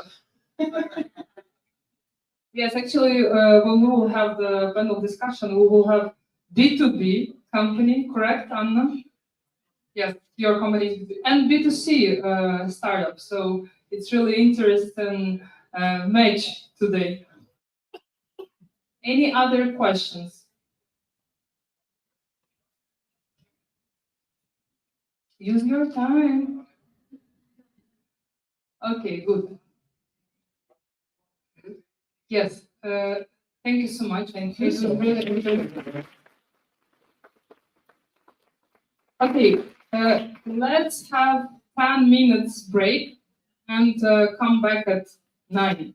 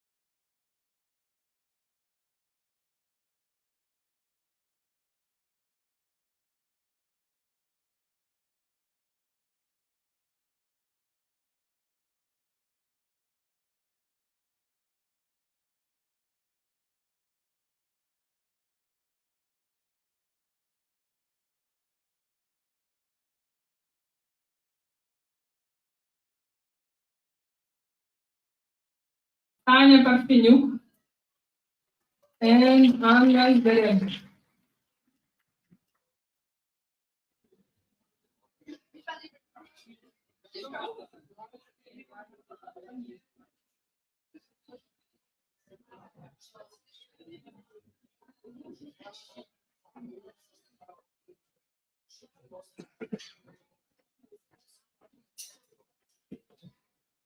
Maybe we can start just from really short introduction about you, about the company, and then we'll move on into our panel discussion. Who's the first? Hi, I'm Anna, founder of INCYMO.AI. It's a company that creates products with AI that increase revenue of our clients. And the latest one is a platform that generates your video or your banners like ad creatives from scratch and help you to boost your digital sales with a better performance. Short introduction, I'm an engineer. After that, I started courses how to become entrepreneur engineers together with Intel. After that, I consulted more than 100 startups and helped them to close their businesses and to increase their revenue, fundraise, and even do M&A with big American corporations. And as well as I got an experience as a consultant in Deloitte, a product manager in online banking, where we build machine learning models. So after that, I launched my second startup, and here I am. Great, amazing. Tanya. Hi everyone, I'm Tanya. I'm recently moved to Cyprus from Germany. I get to see so many beautiful places today. It's my first time here. So I'm CEO and co-founder of Zing AI Coach startup, B2C startup. We're under the umbrella of Polka. We're quite big, have more than 1 million installs and finished last year with 6 million revenue. I think this is quite big. What we are doing is amazing. I think so. We're defining the market of business, digitalizing the personal fitness experience using the latest technology. So in the app, you can find the service like the service with a personal trainer. You can train with the app at home, in the comfort of your home or in the gym. And later, we will add more different types of activities to scale our experience. A little bit about my background. I took my lifelong love of creating to university, and it was a bachelor's diploma of science. And after, I always involved in some business projects in parallel with corporate work. And after 15 years of working as product manager and top manager, I finally switched to the full-time job. It was like 5 years ago. That's it. Don't skip the mic, because you've mentioned about the product management. I also went through your LinkedIn, and you have really interesting path, because you grew, let's say, from within, right, from the product management to the top management position, director of product, and then you switched to the entrepreneurial path. So my interest is what was, let's say, the most challenging aspect when you were making this transition, and did you have any doubts how you overcome it? So how the decision was made and how it felt? That's a good question. First of all, not everything is on the LinkedIn page. It's only the best. As I said before, I was always involved in some business project. So I had some offline and online experience. I think it's not my first baby, not my first startup. And I think that switching between the corporate work, I mean switching between one company to another company, or switching to the full-time job, as entrepreneur is a little bit risky, and better to try and fail than never try. That's my first advice. And the second one is having an idea. It's not enough for starting any startup. you should switch your mind. You should train your mind to become an entrepreneur. It's totally different style of living. It's what I called entrepreneur mindset. So how you prioritize your time, how you balance your life, how you set up boundaries, it's totally different compared to the corporate work. Corporate work is good because as many of you ladies, I had some lack of confidence in my skills to switch it as a full-time job, entrepreneur job, and over a decade being a product manager, again, enough skills to manage the company, to work with clients for marketing and others areas of responsibilities, but it would help you to scale the company, it would help you to manage the company, but it won't help you to start and launch the company from 0 to 1. Let's maybe start with yourself, and after that, I think that it would be much easier. So, yes, but did you face like any doubts during this period, or it was like easy decision? It was logical. It was logical because working in parallel, and after that switching to it's like full-time job. I would recommend everyone just to have this corporate experience. It specifically help you during the company scale. Right now we have 57 people in the company, and I could compare my experience as a founder with experience as a top manager. Yeah, that's a fair point. Not just to start from scratch after university, right? But maybe just see a bit how it already works in the corporate world, and maybe replicate some good examples. Okay, Anna, you've been working a lot with startups, as you already mentioned. So how this past experience, when you went over 1,000 of companies, 100. But anyway, you saw the inside out of the startup world, and probably you already knew that it's not easy, that it's challenging path. So how this past experience shaped you as a founder? It's totally brilliant experience. I could recommend anybody because it works in many different ways. When you, as a product manager, work with different products, you talk to different people, experts, you gain your overview, understanding how the process looks like, how it works. So the same when you have an option to talk to different startup founders, to different entrepreneurs, they share their insight with you. So what the problem is, how they try to solve it, what worked, what didn't work, how they solve problem with the co-founders. And after that, you see, for example, if in a startup founder just a tech guy, usually it doesn't work because they don't think about business, they don't think about their clients, and they fail. They can be brilliant. Even my co-founder, before he hit his fault of his business, and before he tried to do his own business alone, he's super brilliant guy. He's great communicator, but he failed. And after that, he realized that it's better to work with a business guy, business people, and be like a strong team together, covering all the. So yeah, working with more than 100 startups. Actually, I had experience before, so I had my first startup where I got experience. So that's why it's great advice from Tanya. If you want, just try. It's better to fail, but to get experience, to get network, knowledge, and after that you can improve. If you don't move, you will not move. And that's it. And after that, we passed different courses for tracking, business coaching, kind of. And so working with startups, I saw what I should not do.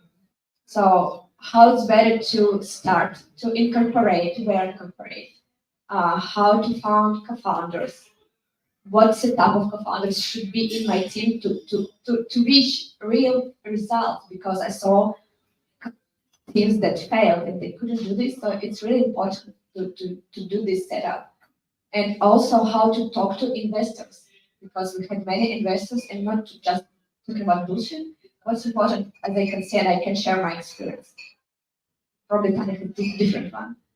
I see that in terms of fundraising, when you want to build startup and fundraise, it's super important to know these people, because just imagine you have money, you did exit before, and just you start a fund, say, hi, I have a great idea, give me your money, it's brilliant, it's unicorn company.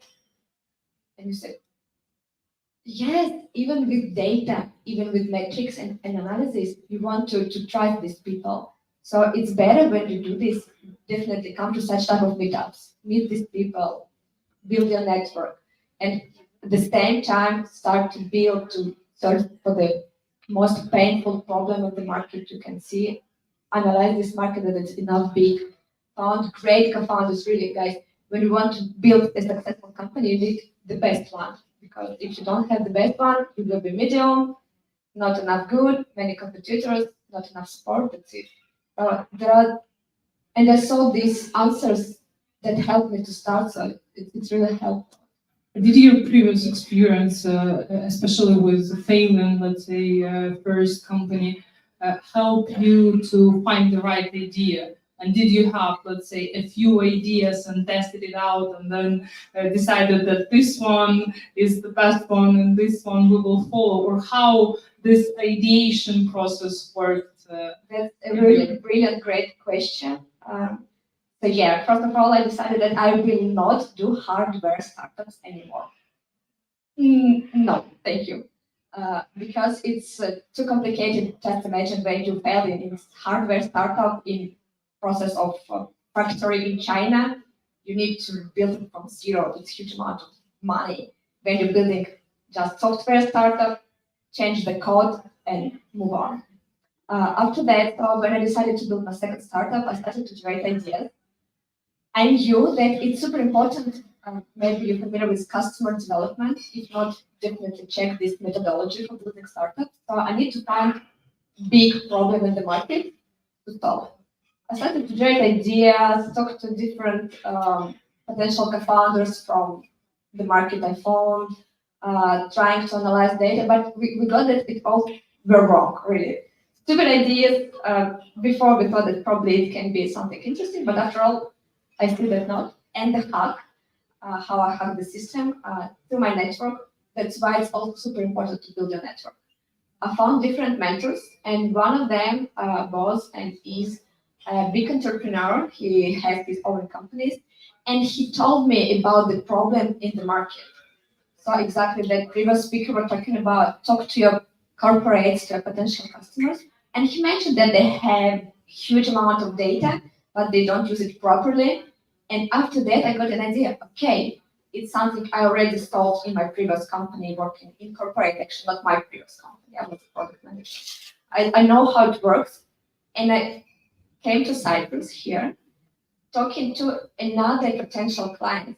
So he got me an idea, and after that, I started to Validation. So he validate validated your idea. Yeah, so here I started to talk to other founders, our business development managers, producers, and only after they confirm that they have a need, that they don't know how to solve it by themselves, only after that I found my first client and start to build a product.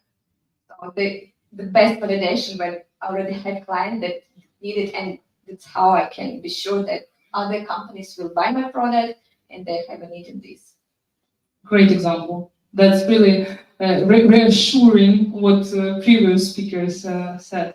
Tanya, if I get this right, because I don't really understand, let's say, the Palta model with different companies, so if you can bring us up to speed on how this works, and if Palta is acting as a venture builder, or let's say the company who's providing some kind of infrastructure, or the company who is helping you to validate the idea, find the idea, I don't know, help you to find the traffic for, let's say, B2C company. So how it worked under this kind of structure in your experience? I could answer this question on behalf of Zing, because every company has their own experience. For those who didn't familiar with Palta is ecosystem of startups, health and fitness. Actually, we still support Prisma and Lenza that is operating in the photo and video space. But the most well-known companies are Flow Health, Simple Fasting, and probably Zing. Who's using Flow? Flow is femtech. Yeah. I was using it. Yeah. So Palta, Palta is our mentors. Palta that's our partners, and we have started. So actually, Zing is 3.5 years old startup. We have started the company together with Palta like 3 years ago, 3.5 years ago. And the Palta, it's our mentor, as I said, first of all, so it's crucial for any of startups to set up this circle of mentors that's pointed out you during the startup direction. It really saves a lot of resources. So for the early stage startup, Palta supports us with resources. As a deep tech startup, AI startup, well known that it requires more time for iteration, for technical iteration. So we all together with Palta was ready to, that it would be a long journey. After 3 years, so last years were quite successful for the company. We switched on the monetization. We already have the validated product, validated by market, validated by clients. And right now we're ready for Series A. Actually, we're almost close our Series A round. I think that in a couple of months we will be ready to announce it. On that stage, Palta supported us with all the back office, legal, papers, financials, and other resources. And it's really very important because for these 3.5 years, I was really focused on what matters: product, marketing, go-to-market strategy, and of course the team. So I didn't spend a lot of time for fundraising, for this paperwork. It really helped us. So actually they became your, let's say, pre-seed investors and provided like the whole infrastructure so that you will be able to focus on the product. Yeah. The main idea is to help founders to focus on product. Yeah, this is an interesting angle because in this, let's say, venture capital landscape, there are not only investors or business angels or private equity investors. By investors, I mean venture capital investors. There are also such companies as venture builders, and we even have one more, definitely. In Cyprus, I don't know if two. Yes, Embrya and Ultravisil. I didn't hear by it. Then we know 3. So in Cyprus, there's Embrya, such venture builder. There is Genesis in Ukraine, but yeah, they have office here as well. Yeah, so Genesis.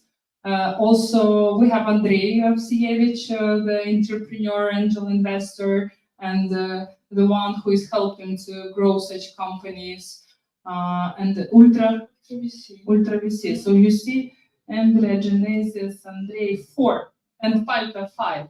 So actually, we have, let's say, plenty interesting venture builders who can help you to kickstart and grow.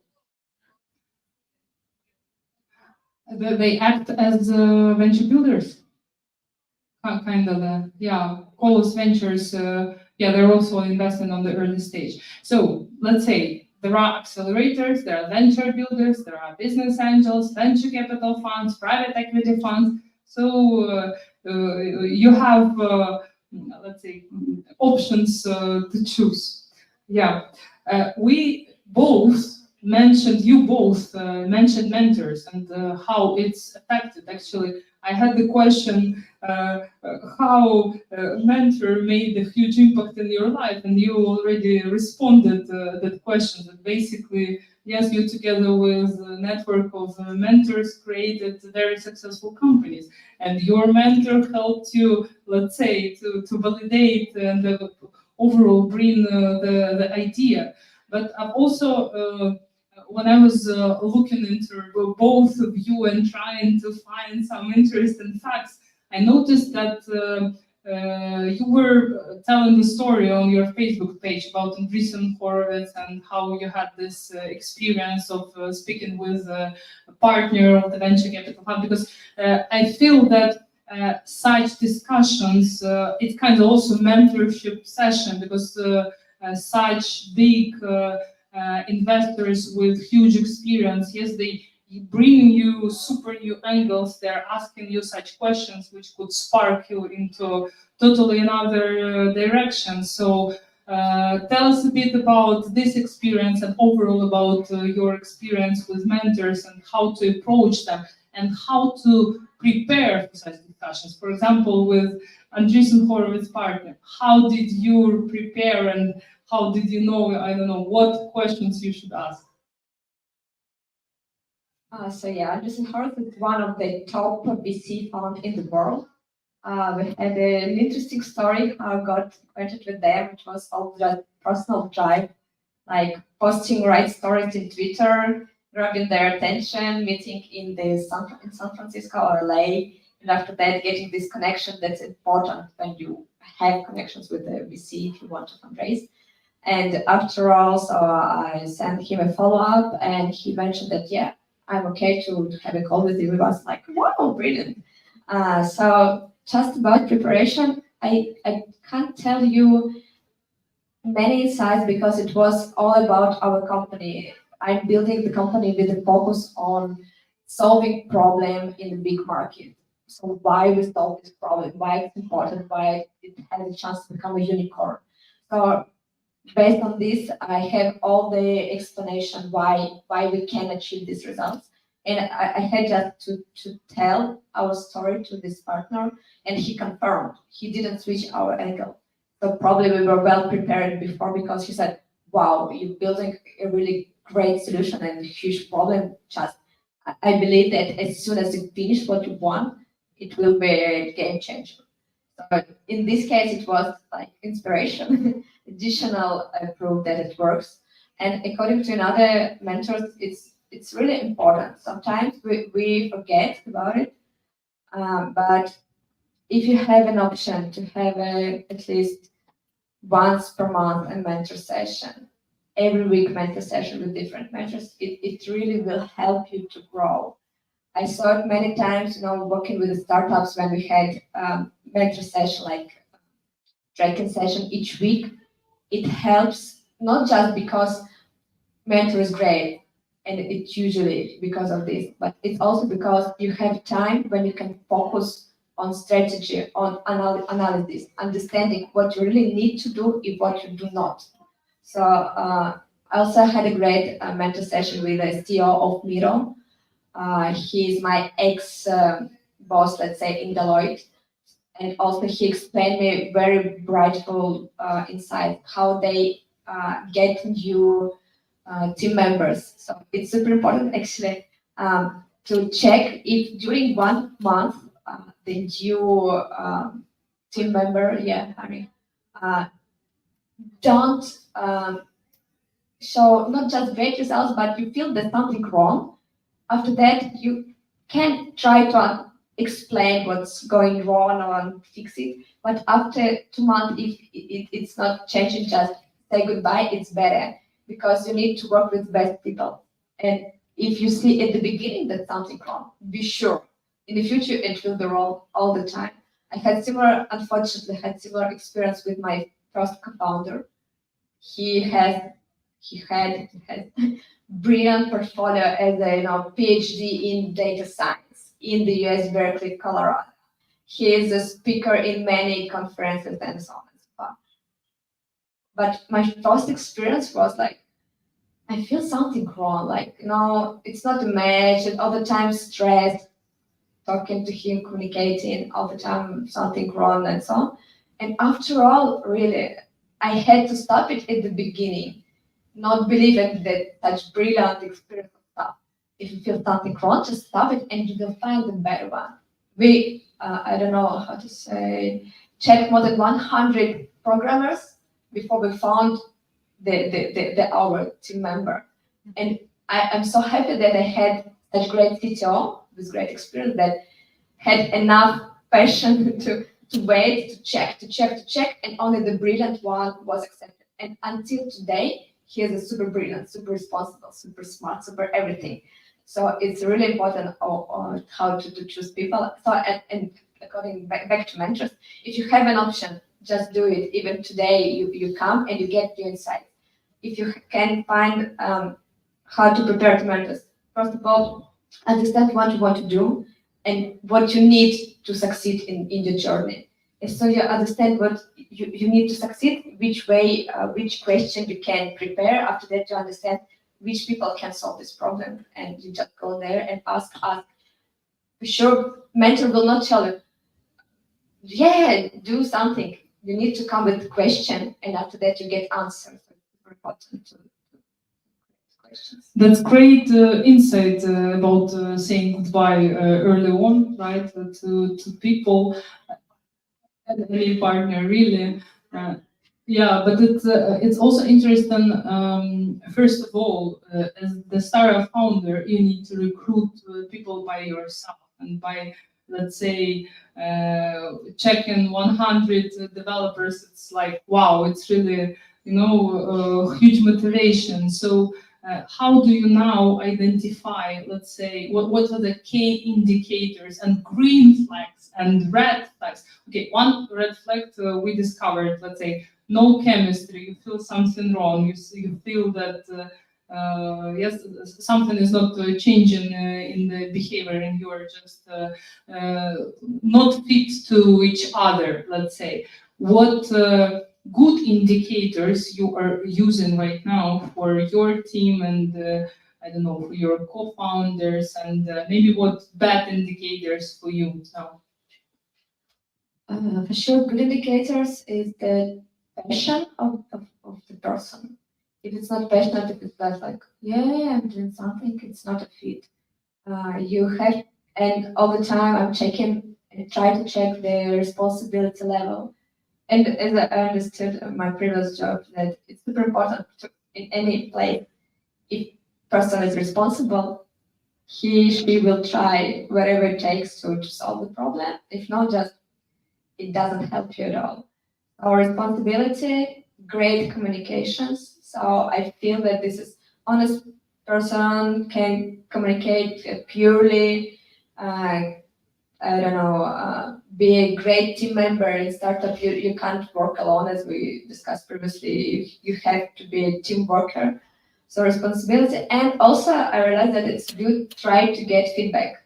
If it's a really top level co-founder, partner, someone, try to find someone who worked with this person and ask how was it, because it's like different people tell kind of a marriage. You are going to build companies not 1 year, 2 years, mostly several more. And to be sure that you're building with the right person, it's great. And actually, I have another hack. It's not obvious. If you have an option, just put your KPIs at the beginning, and in case if you are not okay for each other after 1 year or something, that you have an option to say goodbye to each other. Because if you started just like a founding team as an equity partners from one company, it will be super complicated to do something after all. So it's better to try to with option agreements, KPIs, or something like that. Tanya, what is your angle on the question? And also, it's interesting because like 57 team members, correct? So how do you motivate yourself and the company and the team members, especially when, I don't know, there is feelings that something going on, or we still haven't yet there on the revenue projections we had, or on metrics projections we had. So did you, maybe first question, did you experience such give up mood, let's say? And did your team experience such a mood, and how your constantly motivating them? And also, of course, it would be interesting to know your angle on the hiring best team. Actually, I love the previous conversation. It was like chit-chatting about your ex-business partners. Let's discuss them. Yeah. Back to your question. I'm naturally curious. I'm driven by curiosity. I don't think that I need some extra motivators. That's something that push me through my entrepreneur journey. But what's about the team? We have different people in the team, and different people request different motivators. So, and it's very important to understand which type of motivator help a person to balance this level of energy. As I said, we're like 57 people, split between two offices, Poland and Cyprus, and we're still small enough, so I could like keep an eye on every person and attract this moment when there is some lack of resources, lack of energy, lack of motivation to help everyone. The core team, 15 people, we're together from the day one in the company. So it's something like the basics of the company. So we know each other very well, we can rely on each other. So back to your question about motivation, I think the success of the company is the biggest motivator. We stopped the company in Minsk 3.5 years in 2020. After that, we moved to Kiev. Then we moved to Warsaw, and we're still together. And what motivates us is mission of the company. People are really inspired by the mission, values. We share the same values. And I think that the success of the last year is something that it's really big motivator. I remember when we sliced the cake with 1 million on the top. That was something that it was a challenging journey, but we achieved it. And nowadays we have a new North Star metric that we're moving forward to. So it's much easier to motivate people and support people when you have the stable revenue stream, when you have cool office, when you have enough money on the balance. But if not, values, probably mission, is something that support you every day. And the last but not least, the question. As you have, Tanya, Mike, it will be for you. So you're the CEO, you're a mom, you're a pregnant woman. What advice would you give to women who aspire to pursue entrepreneurship while managing life? What are your personal life hacks in this journey? Prepare the papers for your investors that you will not take maternity leave in the middle of investment round. To be serious, my elder one is 17 years old, my son, and I became mom before I started any business. And I think that being mom and being CEO, it's like having dual jobs, having dual role. And my recommendations here is probably when you're in the morning and the afternoon in the office, full time dedicate yourself to your professional work, and in the evenings full time dedicate yourself into your being mom and being partner. And the second is delegate everything that you could because it would really help you to balance what really matters right now. How to prioritize the things that is really very important in that moment. Yeah, that's great. That's great advice. Anna, you're also mom of a young boy, and we all know, especially for early stage startups, that we are making sacrifices as moms because this ideal scenario of perfect work-life balance is probably something beyond our imagination, which we all want to achieve, but most probably it's impossible. So what are your sacrifices, and what's your approach in maintaining and juggling these two roles? So I just organized my experience in such a way that I have enough help. After 3 months, we moved to my husband's parents, and they helped us during COVID time. After that, I found a brilliant Nana, and she helped us a lot from morning till night. She was once even crying because, Anna, you work so much, just please let me be prepared for this. But we loved each other so much, so she was brilliant, really. And after that, moving to Cyprus, I organized my husband's parents, and they moved here, so it helped a lot, and without them, it wouldn't be possible, I think, because really, I work from morning till night, and sometimes I see my baby in the evening, and I try to spend time in weekend. So, but I hope that soon I will better organize my work-life balance and do better decisions. Yeah, 100%. Because when you are being able to organize yourself and your team, to achieve big goals, definitely it will come up, after you achieve important, and will feel that, okay, now we can relax a bit. Yes, you will delegate it a bit, and will move on, into structuring family and bringing much more attention. But what's important that your kids watching you, and you are being role models, both of you, to your kids. I think it's much more important than anything else. When kid from the beginning being a boy or a girl, seeing that ladies could achieve, ladies could be entrepreneurs, ladies could be whoever they want. Most important that each day they feel our love. Yes, That's the one thing. yes, it's true.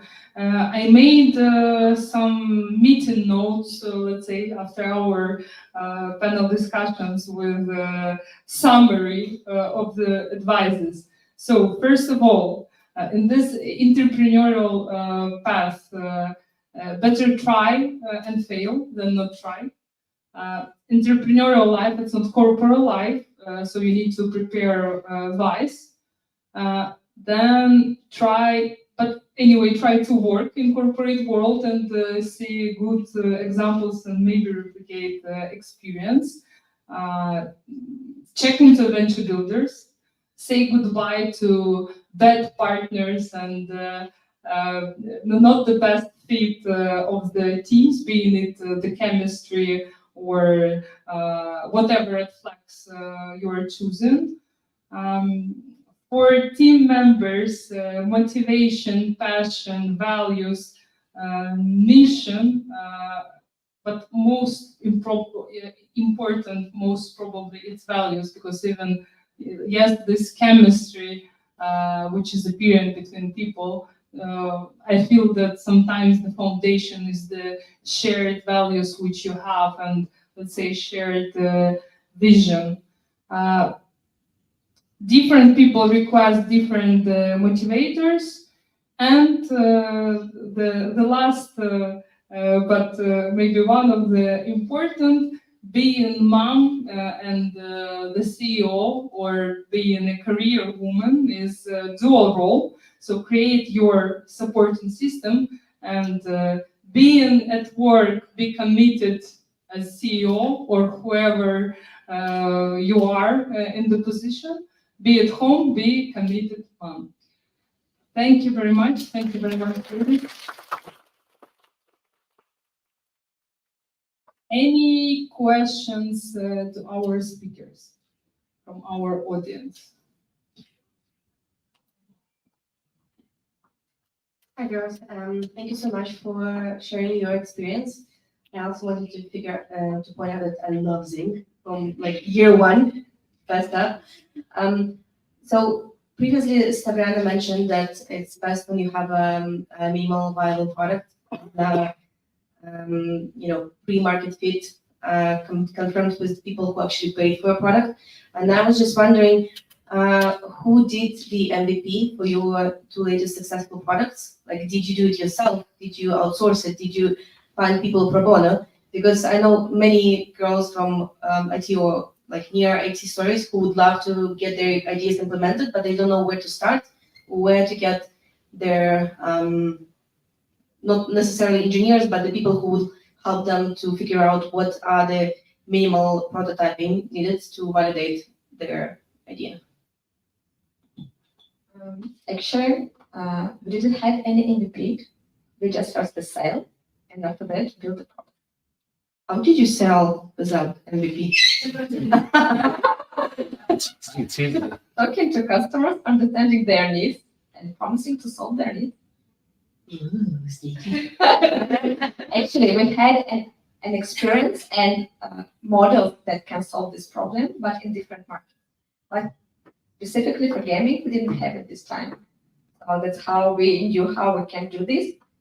Specific problem we already solved, and after that we just signed contract, started to build it and finish and increase their revenue, and everyone is happy.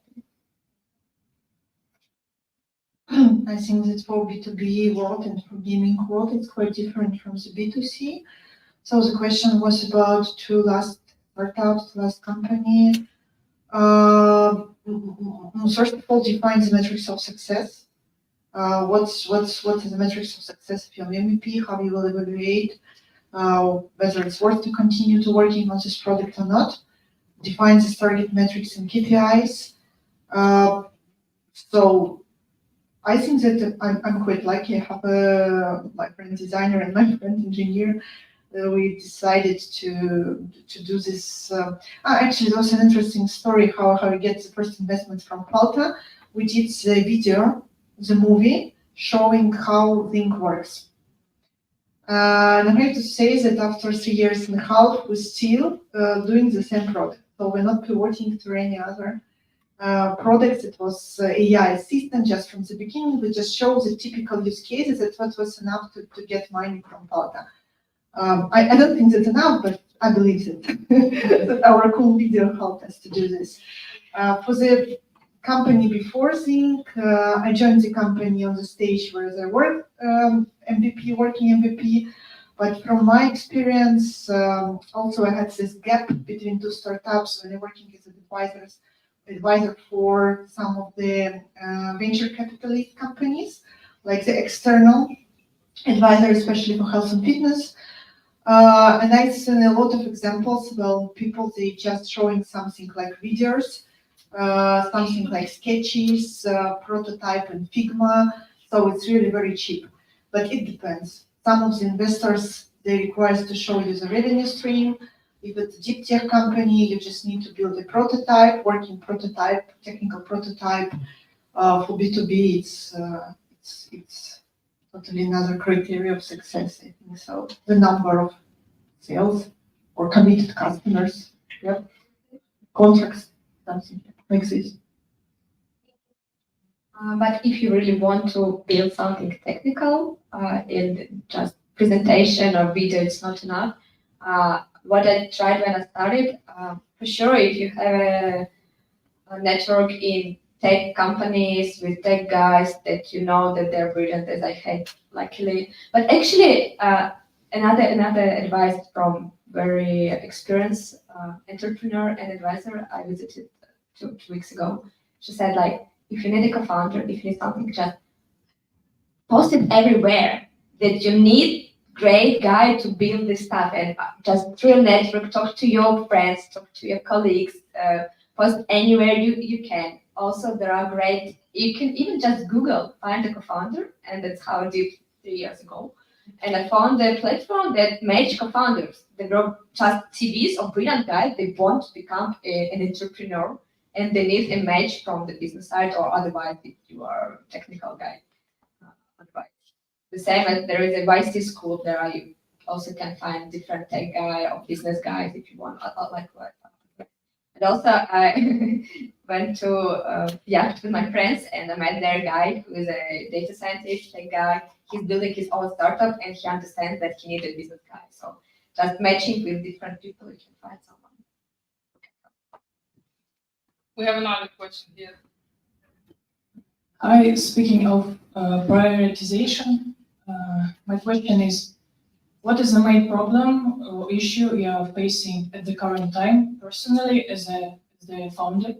And what is the main problem you are meeting at the current time again, inside your business, maybe related to development, marketing, or promotion, or something else? What are the main problems and how you solve I think scaling, or we're moving to the totally different stage, the company, having 60 people, almost 60 people, and moving from like having 2 million monthly recurring revenue to improve it almost twice. It's always challenging. So it's a problem of scale, I think so. the solution? Solution: work hard, find good people, analyze everything. I don't know, just check it, try it, focus. I think that focus is the key for the majority of the problems. We're in another stage of startup journey, so I would say the honest answer will be ups and downs.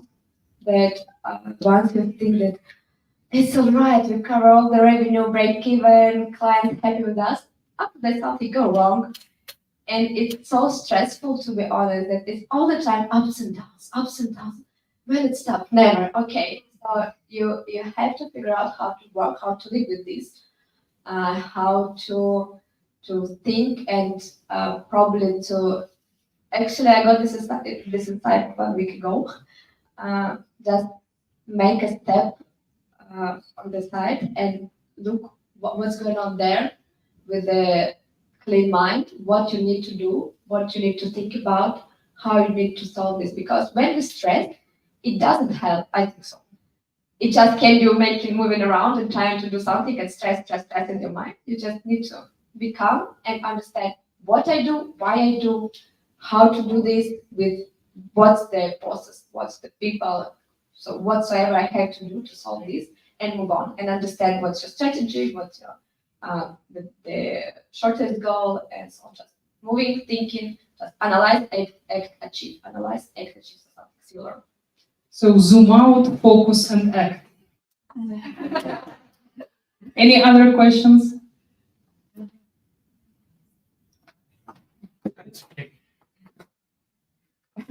Hi, I'm a startup journalist. Well done, first of all, for your startups and your success. Well done from the event for Kotlin. To say, second, the first one is success. I have one question, some suggestions. My question is, a lot of people, they say success is the sum of failures. And I want to, maybe you want to quickly share something that you failed, you learned something, and you moved on to the audience, because it's good to talk about success, but it's good also to see the hard struggles that you had during building your startup. Also, some suggestions, the founders, I think Y Combinator has a very good platform to find a co-founder, check it out. And also, regarding the venture capitalists, we have another three in Cyprus also, Genesis Ventures, Game Ventures Studio, and Gravity. Actually, Gravity invested in 20 hardware startups, big tech. So it's very few hardware sell you'll find globally. So yeah, we have a lot of pieces. Yeah. Venture studios. We need good startups. So yeah, actually, I've already mentioned that the biggest failure, and probably all the time it was about people. So making partnership with one co-founder, it was the thing that make us slower just for 1 year. We could move much faster if I didn't do this choice. As well as with some of team members, Almost all of them are brilliant, luckily, but two of them were not so brilliant. And if they were other people, it would be much better. And also, I wanted to add about venture studios and such type of companies. If you have an option to start your first company with a big partner, definitely think about it. Even if it takes some equity from you, this knowledge, network, money, expertise can give you so much more, and just with this, you have much more chances to become a successful company, what you probably want to do. So if there is an option, just try to find it, because current market is super competitive, and specifically software, where there are big corporations that building something, and other companies that building something.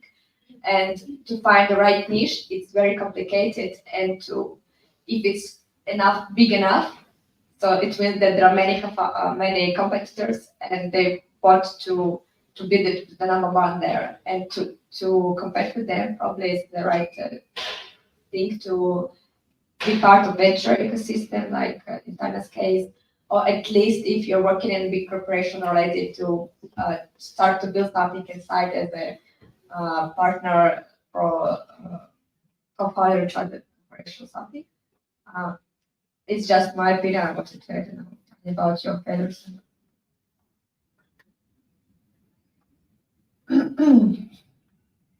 Maybe I would say two.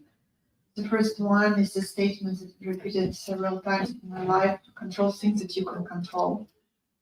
Stop controlling everything. The second one is firstly build a good product. And after that, marketing. I know that there are some people who would not agree with me, but I came from mobile universe for more than 10 years. I'm building different mobile products, B2C product. I've never get some experience with B2B, except my offline studio gym in Minsk long time ago. But anyway, I would suggest that firstly build good product, because that's something that calibrate your mindset. If you start thinking about good product first, you will calibrate yourself and your team to the good product first, and marketing comes later. Yeah, but it doesn't mean that not to talk to customers to try and understand what they really want to build. Thank you very much. It was very interesting, very inspiring. And we are done for today. Please follow us in Instagram and LinkedIn. Please join our platform, our LinkedIn. We will share the materials which were discussed today on the platform and in the chat. And also you can proceed with the discussion in the community. Thank you so much for joining us. Stay tuned for other events.